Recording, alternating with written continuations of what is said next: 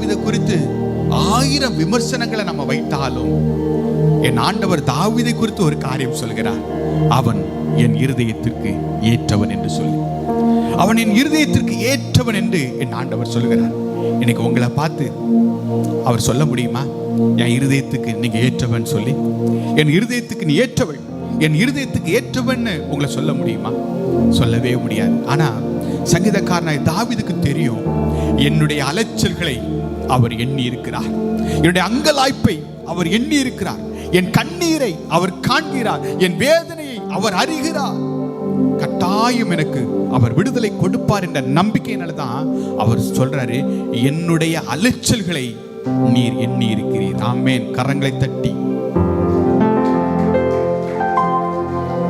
நாம இன்றைக்கு அனுபவிக்கிற ஒவ்வொரு வேதனைகளையும், ஒவ்வொரு சூழ்நிலைகளையும் அவரும் அனுபவித்து